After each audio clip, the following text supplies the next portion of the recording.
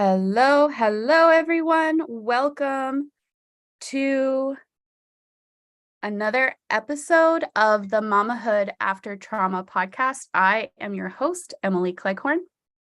This podcast is for mamas navigating childhood trauma while also walking through mamahood. Together, we will empower each other to connect with who we were created to be versus who we were told to be in our trauma. I am so excited. That you have decided to include me on part of your journey.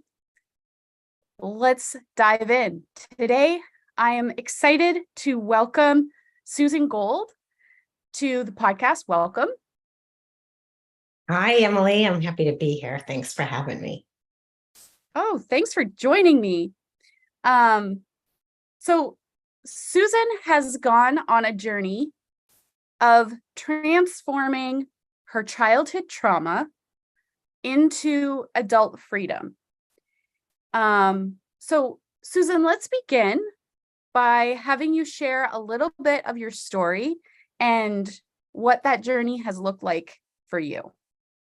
I never knew if I would be a mama, if I wanted to be a mama. I think secretly in my heart, I was intrigued, but I was so terrified because honestly, my childhood was quite challenging.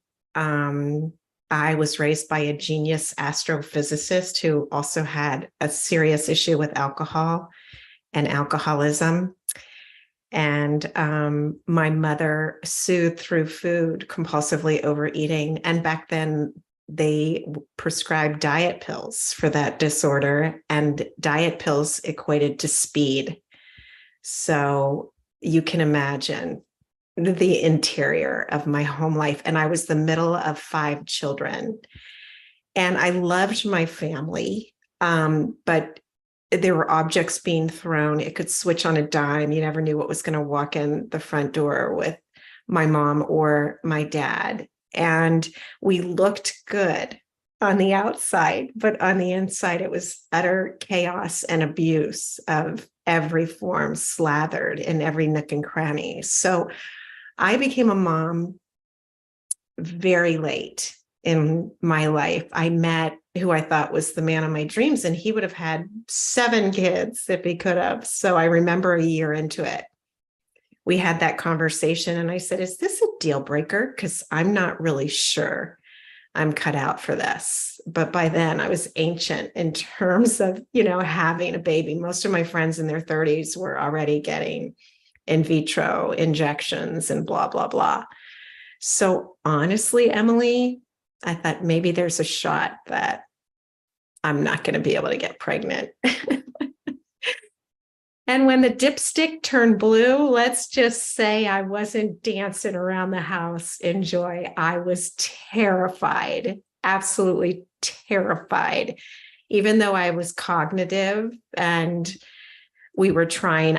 Within 2 months, I was pregnant and I had a natural delivery door to door. I was 42 when I got pregnant, and I was 43 when I delivered, and it was 10 hours. And I remember being in the delivery room, looking out over the twinkling lights of LA, talking to this beautiful, pure soul that was coming through, saying, I am going to do the best I can. And I hope to give you a stable platform, because that's what I really wanted. And I wanted to be an only child too, secretly. So that was 19 years ago. My son is getting through college in 3 years instead of 4. He'll graduate this spring, and he's a poli-sci and international studies major. I'm super proud of him. He's incredibly sensitive.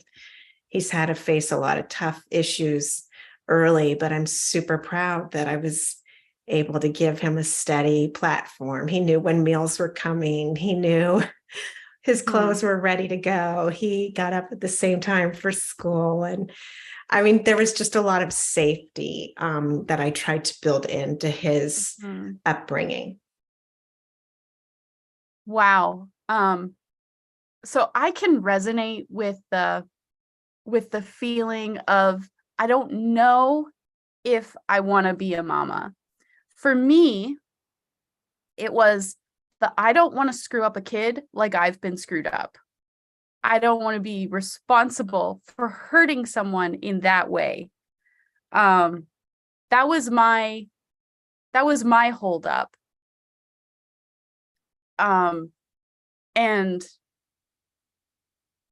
I struggled with some infertility because of stress and all of that stuff. But what was your transition into mamahood like? I felt like I was on Mars. I mean, you have to remember, I'm in my early 40s, and one of the strong messages I got in childhood was children cause problems. No one is going to take care of you. And my dad said, you have expensive tastes and no one is going to want you. I carried most of the weight. Heavens. Yeah, he could be pretty cynical. He could be pretty sarcastic. He could be a lot of fun too. But yeah, when the quips came out of the mouth, they were pretty brutal. So I didn't have a lot of self-esteem, and I carried most of the weight in the majority of my relationships, and certainly in my marriage. It made me nervous if a man tried to take care of me, because I felt like, oh, that's a ruse. It's going to break and I'm going to have to mop up, aisle 5. Susan, fix it. Yeah. So how have you transformed your trauma into freedom? What has that journey been like?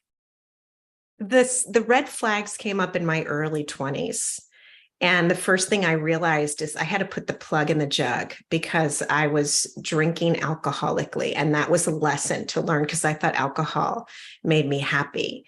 And then I had to deal with 10 years of off and on clinical depression. And I moved through that successfully. And then ultimately, I had to learn about narcissistic abuse. And I had to come to a point where I understood authentically from the inside out that I was worthy and that I was a whole human being unto my own. I was quite codependent. And even though I was highly successful on the outside, on the inside, I was crumbling. So it's been a long process of many modalities. I had traditional talk therapy, and that was lovely to get a trajectory, the script down in black and white, and to sort of uncover some of those layers that I gathered during childhood, and to really understand that, to get sober, to have a level playing field from clinical depression, and then to go deeper. And what ultimately helped transform the trauma, Emily, was working somatically. I hold trauma in the cells of my being, in pockets of my body. And I was always very physically active. It was sort of like the Kennedys, very competitive in our household. There were lots of competitive games. I mean, anything could be turned into a competition. And in adulthood, I created that with endurance sport. And so my body really responded, and I had to go explore the trauma pockets that way and release them and replace them. And that's really what's helped the most. Wow. So for me, when my daughter was born, it was like the trauma freight train hit me. Every repressed emotion that I had came barreling down the tracks and set me on my butt. And I'm just curious if you had a similar experience.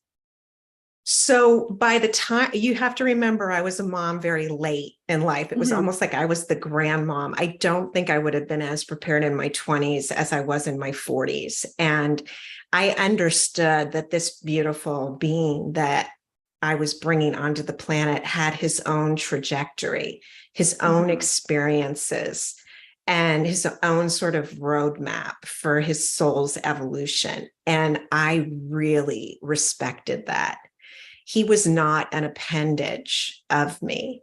And I was also a longtime meditator, which really helped.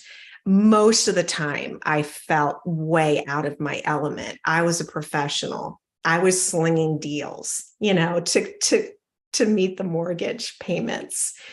I wasn't, in the mom's club. The PTA kind of was really perplexing to me, but I had profound respect for what those women were doing.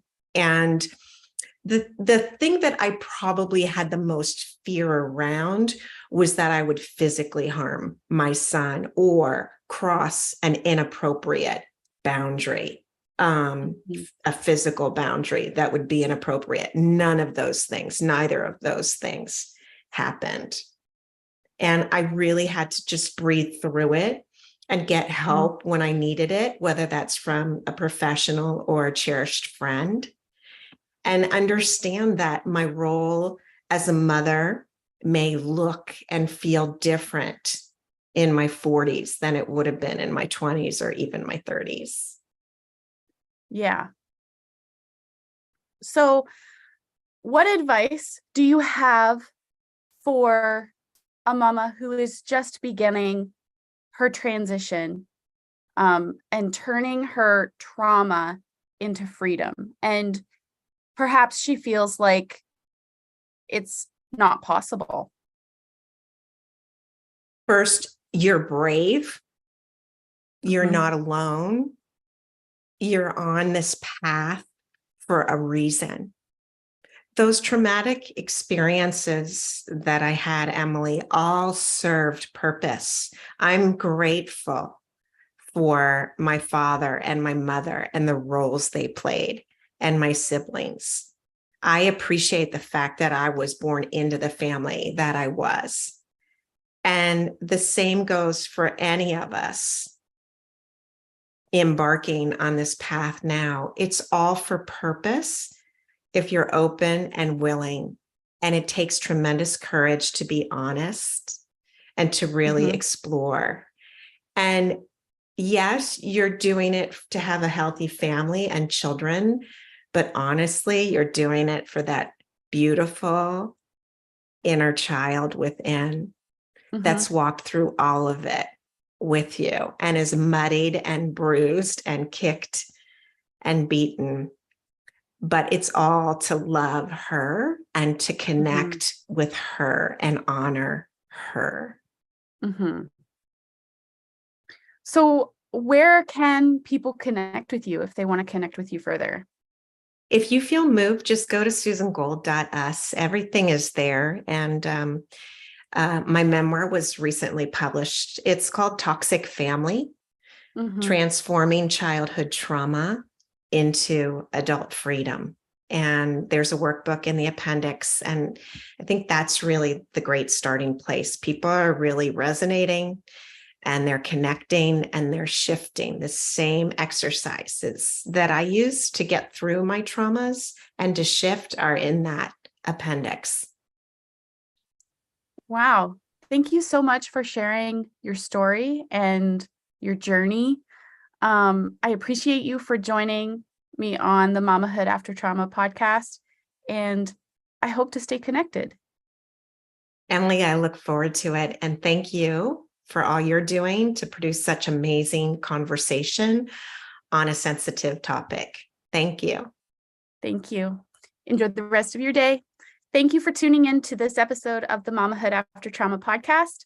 We will see you next week.